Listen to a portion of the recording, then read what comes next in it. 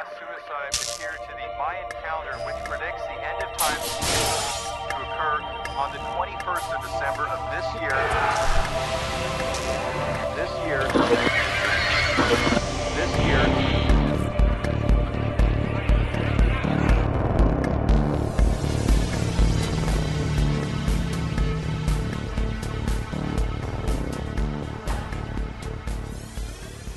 We built a system that would automatically transfer dailies and plates in full resolution to our system, rename it based on the visual effects naming conventions, and then send it out to other vendors and so on.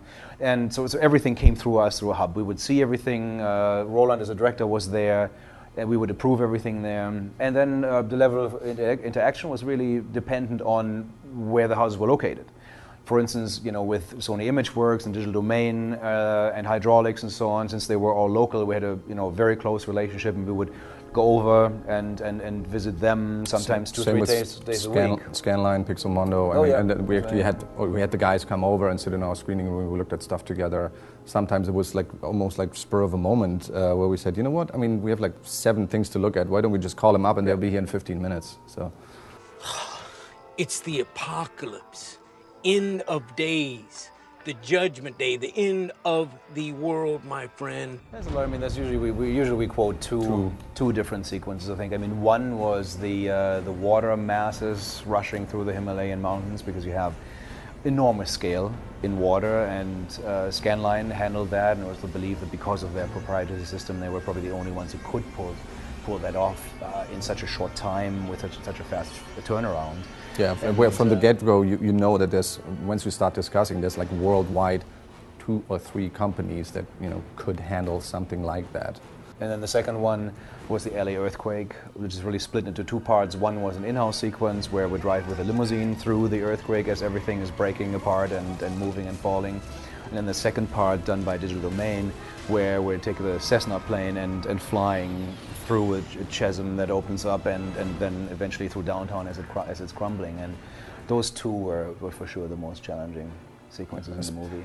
California is going down! God, you sound like a crazy person. The governor just said we're fine now. The guy's an actor. He's reading a script. The earthquake sequence was so challenging because in the screenplay it was about this much. Yeah. It's literally 3 lines. They're running out of the house. They get into the limousine while everything's crumbling around them. They are going towards the freeway, take the freeway, and then the freeway crumbles, and then it's pretty much exterior Santa Monica Airport. They arrive, which became 114 shots in 3 minutes. A 3-minute sequence in the movie. So it was very organic. We worked with Roland. I mean, not really while we were making the CG shots, but very early before we started, while we were doing pre-visualization on it. And this became a previs sequence that was so minute in detail that if you play it side by side with the actual film now, it's 95% the same. Yeah. So you also have a director who doesn't come to set and reinvents the whole thing. Once he did the previs for several months, he actually shoots the previs, and that, of course, is a dream come true for us. You gotta get to the Santa Monica Airport. We'll take the freeway. It'll be half the time. We love miniatures, and it's a lot of fun to stand on the set and then do the 3, 2, 1, bang, and the stuff really explodes. It's so much fun, more fun than looking at a computer and waiting for 5 hours to have a sim done, and then it goes like this. But the fact is, though, as much fun as that is, there's 2 different problems with it. The one is physical limitations, where obviously in a movie like this, we're literally driving, for instance, with a limo through this earthquake, or flying with a plane through it. Just physical limitations in terms of camera rigs, and trying to make that house, building, tree, whatever it is, break and fall at exactly this correct timing. And have the camera drive through it, so to say. There's certain limitations to motion control rigs or whatever that simply don't allow us to get the shot the way we wanted. And then also, once you get that shot, you're stuck with exactly that. If the director comes after and says, I don't like the way the tree falls, well, sorry, that's how it is. With CG, you can totally change that.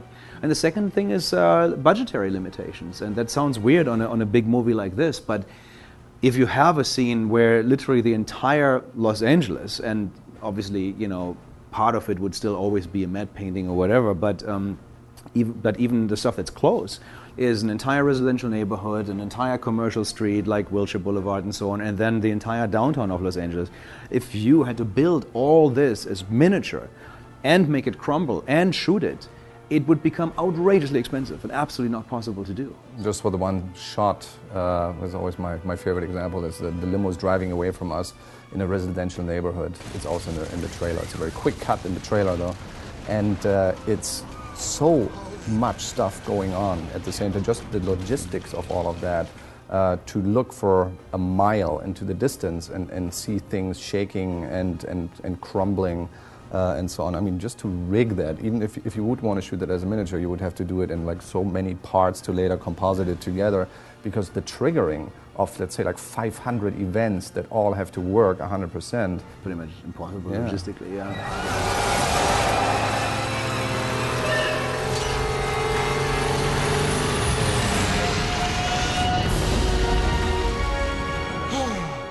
And the same thing is valid also because you asked earlier about practical effects in general, not just miniatures. There you have the same limitations. On set, if you shoot something, we had that problem because we wanted to have some real cars. For instance, there's the few shots where we're driving along, the freeway starts crumbling, cars are tumbling out. We have the parking garage on the right side that crumbles too, and cars are tumbling out. So we thought, hey, it would be great to have some real cars that fall down. And we worked with Mike Vizina, the special effects supervisor, on that, and really did some tests. But again, there it turned out that we could use very, very little and only do very little because it's so specific. When that parking garage crumbles, the cars have to tumble out in a very specific angle. So, you can drop cars from a crane, you can have cars swirl through the picture, but just to have it at exactly the right angle, it's a huge, huge setup. And then if you think about how much it costs to have just a small second unit team shoot this, and then you can get maybe 2-3 takes a day, and you're destroying 2-3 cars a day with that, then after a while it's not worthwhile anymore, because you have to build the cars anyway in CG, you have to do that, and we say, well, then let's just do them all in CG, and that's what happens. In the year 2012, a cataclysmic event will unfold caused by an alignment of the planets in our solar system that only happens every 640,000 years. Oh, not again. Especially the practical effects came in incredibly handy for everything where we had interaction with the actors. That's where Mike Vizina set up this big rig, the shaker rig or shaky floor. We had several names for it.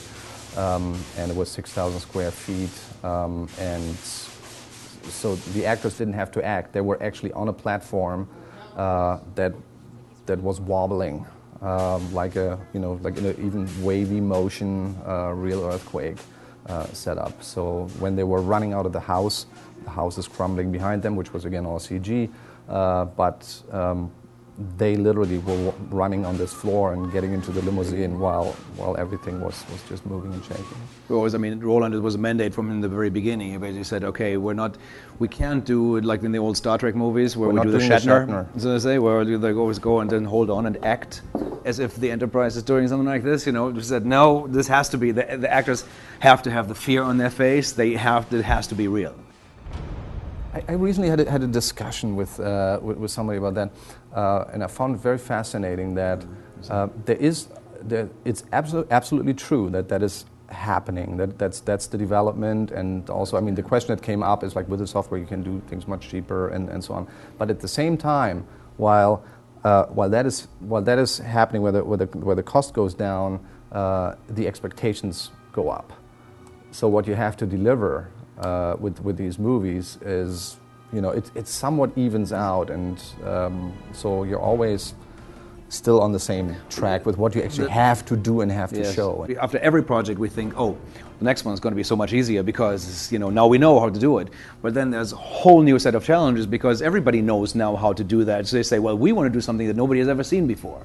So now you're kind of, again, at the same point that you were 2 years, 10 years, 15 years ago, where you have to reinvent something new and stretch in this case, also the computing power and the software to its absolute limits. If we look at almost any sequence in this movie, the horrendous render times, horrendous simulation times, new software development left and right for all this stuff that we had to do. There was a nice little statistics, which is, doesn't really make any sense, but it's also for like some, we were talking to some journalists, for example, about the computing time that it actually takes these days, and so it was for the 3-minute sequence of the LA earthquake. It rendered that on a single machine. If we would render that on a single machine, it would be 16 years to actually do that.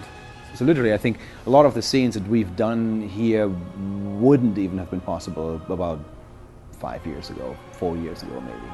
It seems to me that the worst is over.